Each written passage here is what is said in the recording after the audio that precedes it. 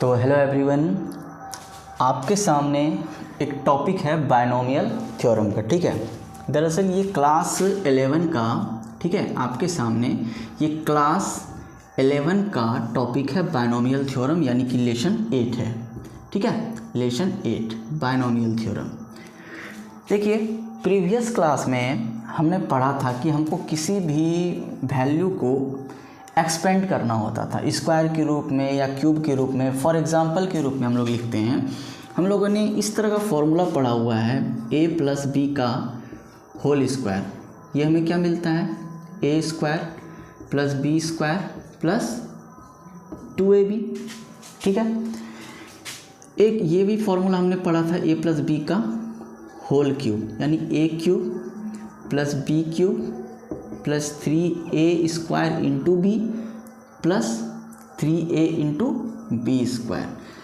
हम इस फॉर्मूले को कहाँ अप्लाई करते थे, ये आइडेंटिटी अप्लाई होती कहाँ थी।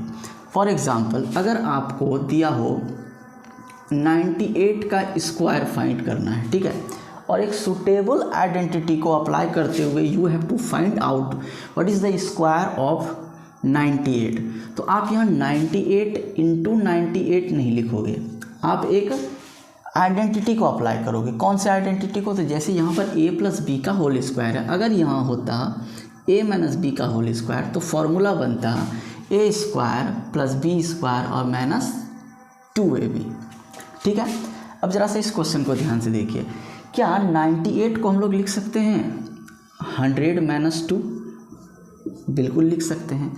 और अगर 98 को लिख सकते हैं 100 माइनस 2, तो इस पे स्क्वायर अगर हम लोग लगाएंगे तो ये जो हमारा फॉर्मूला बनेगा, ये बनेगा हमारा a माइनस बी का होल स्क्वायर पे। ठीक है, इसको हम लोग आसानी से ब्रेक कर सकते हैं किस पे, तो a स्क्वायर, ठीक है, प्लस बी स्क्वायर और माइनस 2a और b, 2ab यानी 2 इंटू a इंटू बी। यहाँ तक बात समझ में आई? आगे समझिए, अगर आपके सामने क्वेश्चन होता कि 98 का आपको क्यूब निकालना हो, ठीक है, if you have to find out what is the cube of 98 without multiplying 98 into 3 times, you have to find out what will be the cube of 98, then it's obvious, then you will apply the formula of 100 में अगर आप 2 minus करोगे तो आपको क्या मिलेगा, 98 मिलेगा, और इस पर क्यूब लगाओगे तो आपको कहीं ना कहीं ये a माइनस बी का होल क्यूब दिख रहा है। फॉर्मूला क्या होता है a माइनस बी का होल क्यूब का, जैसे यहाँ पे मैंने लिखा है a प्लस बी का होल क्यूब, अगर यहाँ मैं करता a माइनस बी का होल क्यूब तो होता a cube minus b cube और फिर होता minus 3a square into B. ठीक है, और यहाँ आपको होता minus 3a into b square. Okay, यानी a माइनस बी का whole cube a cube minus b cube minus 3a square into b, sorry plus यहाँ पे होता plus 3a into b square. Okay, अब आप ध्यान से देखिए, यहाँ पर a 98 का क्यूब है तो यहाँ हम अप्लाई करेंगे a माइनस बी का होल क्यूब।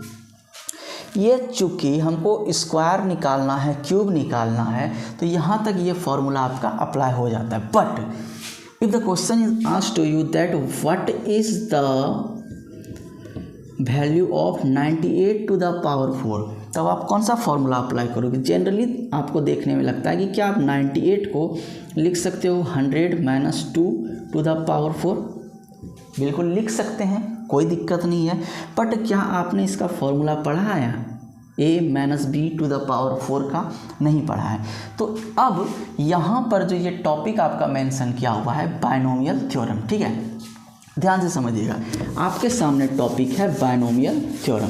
तो बायनोमियल थ्योरम जो आया, ठीक है, वो हमको जो मिला है वो मिला है इस प्रकार के वैल्यू को एक्सपेंड करने के लिए। फॉर एग्जांपल के तौर पर आपसे पूछा जाए कि 212 माइनस 10 टू द पावर 5 का वैल्यू क्या होगा, तो आप इसमें इसको घटाकर 5 बार गुना करोगे। अगर यहाँ पर डिजिट बढ़ गया 110 हो गया, तो इतना बड़ा अमाउंट यानी 212 में 110 घटा रहे हैं और तब घटाने के बाद उसको 5 बार गुना कर रहे हैं। तो यहाँ पर इस प्रकार के क्वेश्चन को ब्रेक करने के लिए हमको आवश्यकता पड़ी बायनोमियल थ्योरम। अब कैसे समझिए, बायनोमियल थ्योरम कहता है कि अगर आपके सामने कोई एक वैल्यू a है और कोई एक वैल्यू b है, ठीक है, और आपको उसका चाहे वो स्क्वायर पूछे, क्यूब पूछे, ठीक है, टू द पावर 4 पूछे, टू द पावर 5 पूछे, 6 पूछे, 7 पूछे, सो ऑन n पूछे, यानी a plus b to the power n, then what is the value of a plus b to the power n। तो बायनोमियल थ्योरम जो है ये formula a plus b to the power n का जो होता है फार्मूला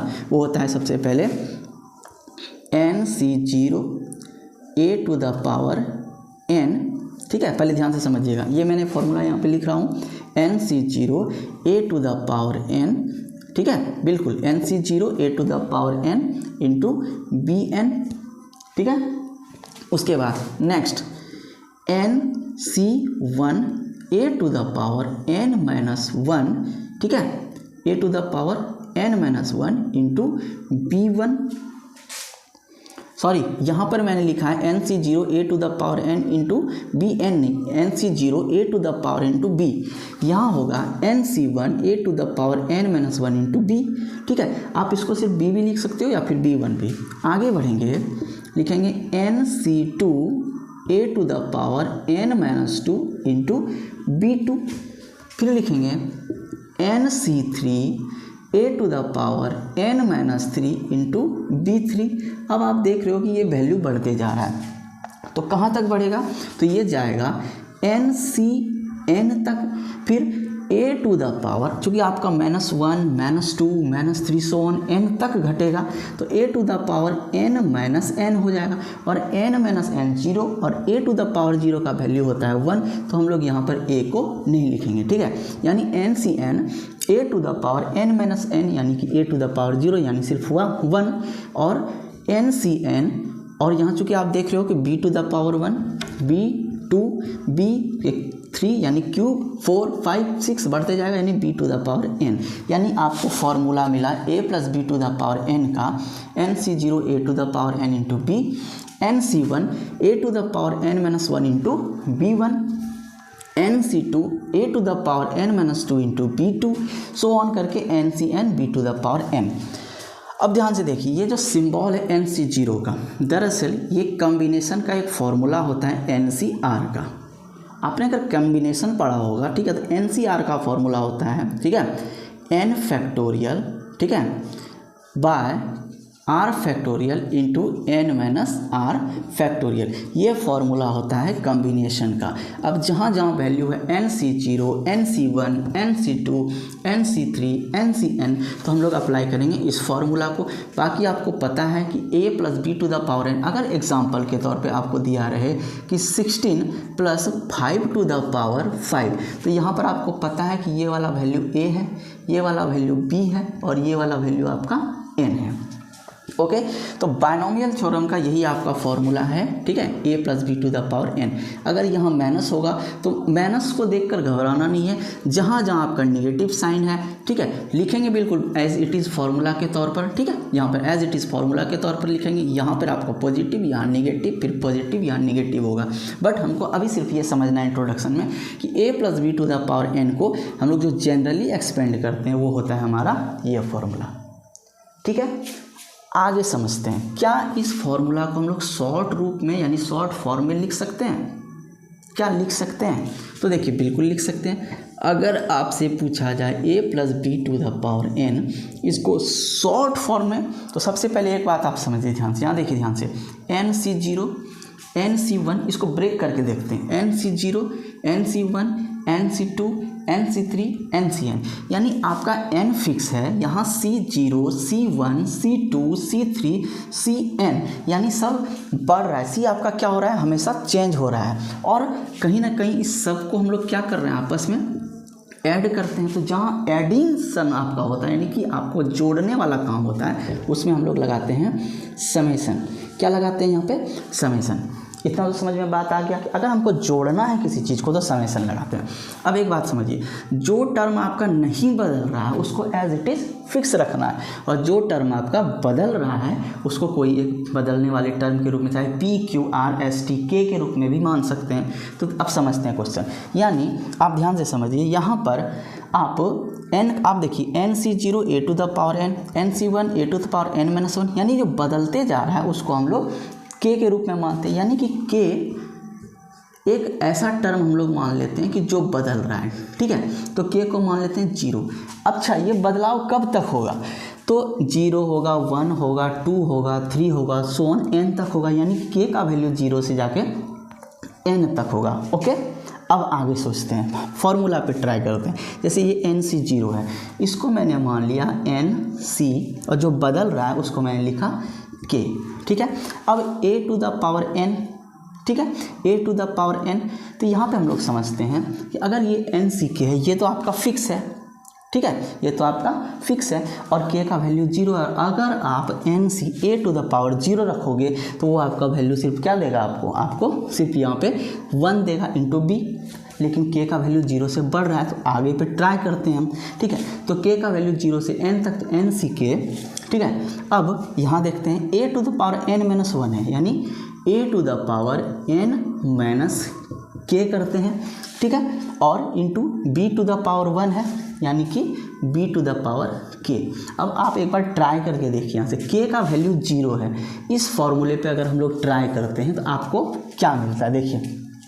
तो अगर हम इस फॉर्मूले पे इसको ट्राई करते हैं, हाँ, एक चीज़ यहाँ पर है कि ये b है, ये b1 है, ये b2 है, ये b3 है, सो ऑन जाके bn तक जा रहा है, ठीक है। अब बारी बारी से अगर हम लोग इसको ट्राई करते हैं, एक बार हम k का वैल्यू मान लेते हैं, रख लेते हैं 1, ठीक है। अगर आप k का वैल्यू 1 रखते हो तो आपको क्या 1 रखते हो तो आपको क्या मिलता है, यानी NC1, ओके, NC k का वैल्यू हमने 1 रखा था, NC1 a to the power n-k है, यानी n-1 इंटू b, k का वैल्यू मैंने क्या रखा था 1, यानी b।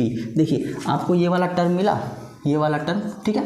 अब आगे आप देखिए, अगर आप k का वैल्यू 2 रखते हो, k का वैल्यू 2 रखते हो, तो यहाँ पर हमको क्या मिलेगा, NC2 और a to the power n-k है, यानी n-2 into b to the power k है, यानी b2।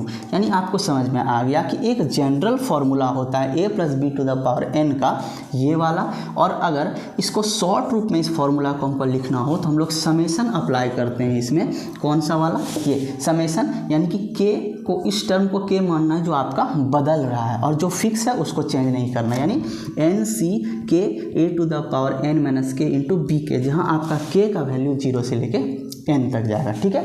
तो अगले वीडियो में मिलते हैं। ये था आपका introduction video of binomial theorem, जहाँ पर मैंने इस फॉर्मूला को डिस्कस किया, इसका शॉर्ट फॉर्म को मैंने डिस्कस किया, ठीक है। अगले वीडियो में हम लोग देखेंगे इसका जनरल टर्म क्या होता है और मिडिल टर्म क्या होता है। Okay, thanks for watching.